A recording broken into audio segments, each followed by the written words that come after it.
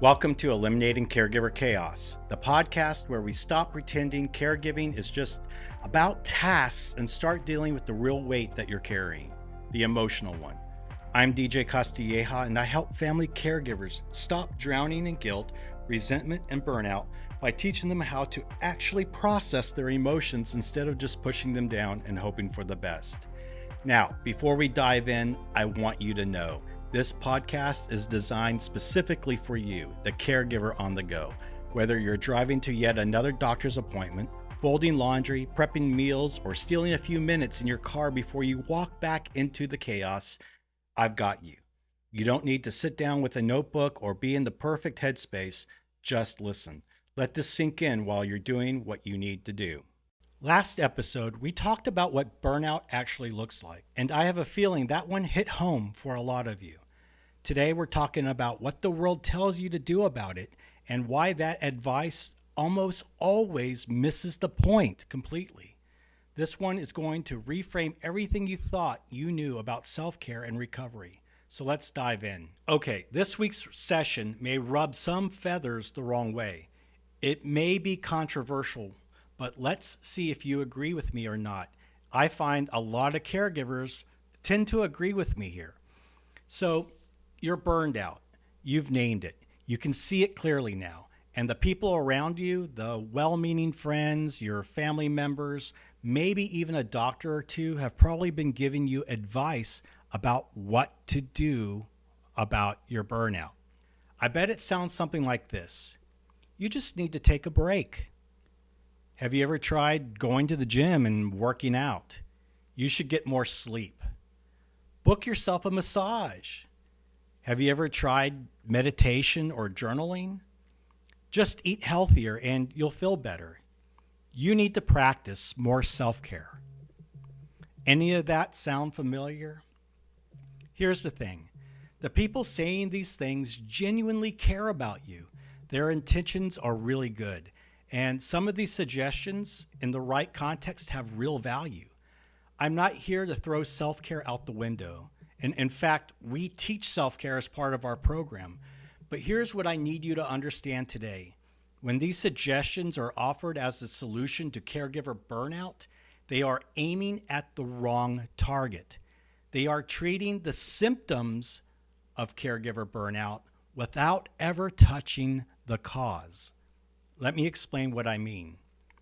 Think about what we talked about in the last two sessions. And if you need to go back and listen to the previous two sessions, please do so because this lesson builds on those.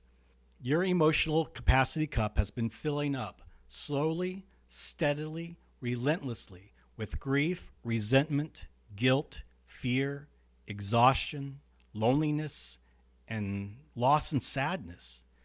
Those emotions have been building up inside of you probably for months or years, unacknowledged and unprocessed. And when the cup finally overflows, the result is all those burnout symptoms we named last time. Things like lack of sleep, headaches, body aches, stomach issue, getting sick or injured more often, increased blood pressure, weakened immunity, loss of energy or concentration, mental shutdown like mental fogness or dizziness, emotional symptoms like chronic anxiety, depression, loss of hope, loss of positive emotions like joy, love, and hope, low self-esteem, obsessive thoughts, behavioral symptoms, things like escape behaviors into doom scrolling into social media, maybe drugs and alcohol, work, sleep, pornography, infidelity, maybe gaming.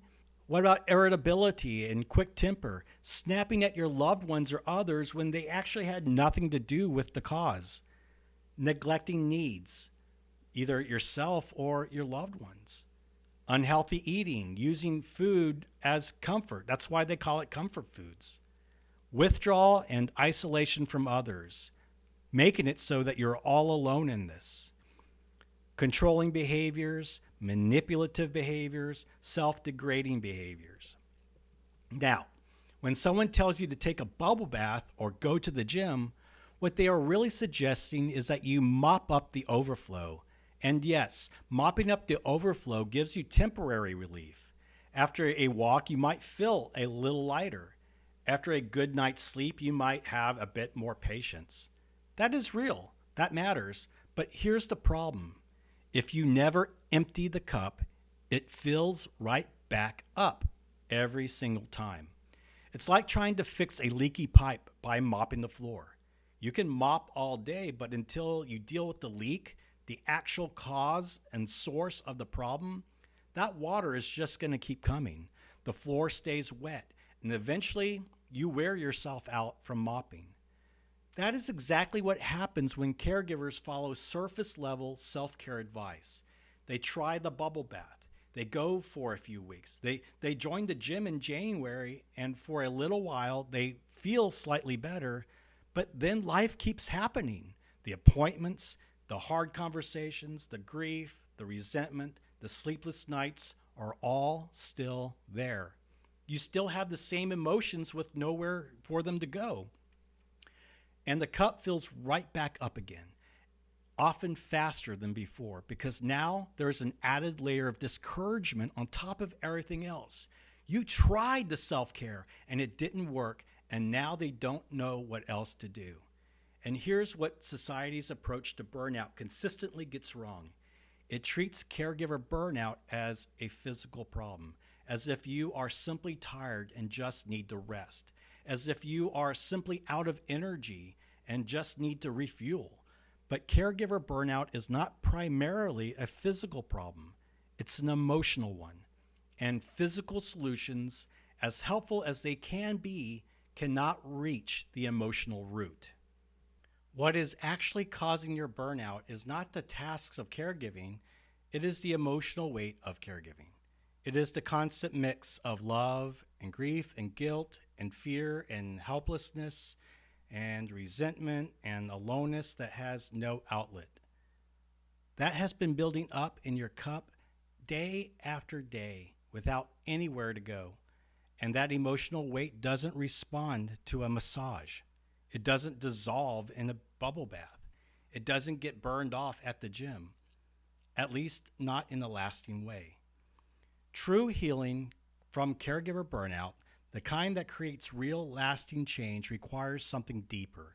It requires emotional release. It requires finally giving those feelings somewhere to go. It requires acknowledging what is actually in the cup and learning how to empty it in ways that actually work. Now, here's where I want to be really clear with you. I am not saying that physical self-care has no value. It absolutely does. In fact, we teach that in our programs. When you move your body, you help it process and release the chemicals, the chemical residue of stress and emotion. Remember what we talked about earlier is that emotions are chemical. They're hormones in your body. Exercise, rest, good nutrition, these things support your emotional health. They are part of the picture, but they are not the whole picture. And for caregivers, they are often treated as the entire solution when they are really just one piece of a much larger puzzle. Here's the other thing society consistently misses when it comes to caregiver burnout: the aloneness. We talked about this earlier in our series. One of the most powerful drivers of caregiver burnout is emotional isolation, the feeling that nobody around you truly understands what you are carrying. And the typical self-care advice never addresses that. Nobody says what you really need is someone to sit with your grief without trying to fix it. Nobody says what would help most is a safe space where you can be completely honest about how hard this actually is. Instead, the advice stays on the surface. Take a break, get some rest, do something fun, take a vacation, get some respite. And then you go back to carrying it all alone, which is part of what filled the cup in the first place. There is also another layer to this that I think is important to name. Many caregivers feel a quiet sense of failure when the standard self-care advice doesn't work for them. They tried the walk, they tried the massage, they started the journal, and they still feel terrible. And instead of recognizing that the advice was inadequate for the level of need, they blame themselves. They think, I must be too far gone. I must be doing it wrong. I must just be someone who can't be helped.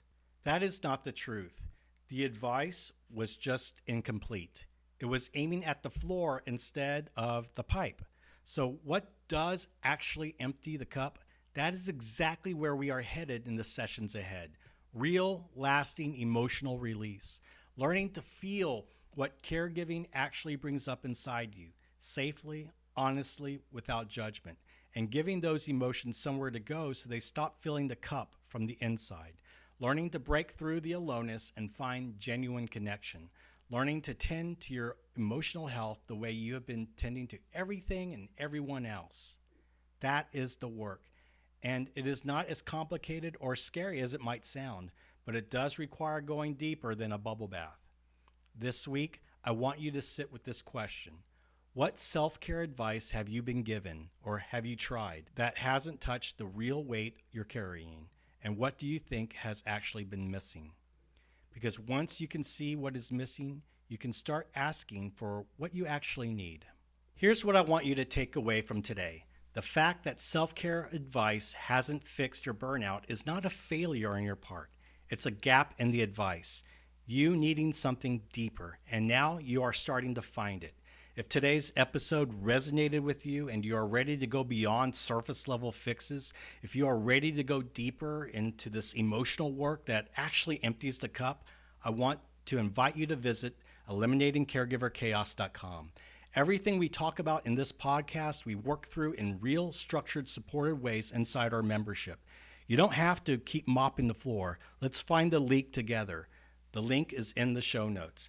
And if this episode helped you today, please hit subscribe, leave a review, and share it with another caregiver who needs to hear this. You would be amazed how many people are trying the same surface level fixes and wondering why nothing works. Next episode, we're going to start talking about what actually works, the real path to emptying the cup and healing from the inside out. You are not going to want to miss it. Until then, the chaos doesn't have to be permanent. We're eliminating it together. Take care of yourself out there, and I'll talk to you next time.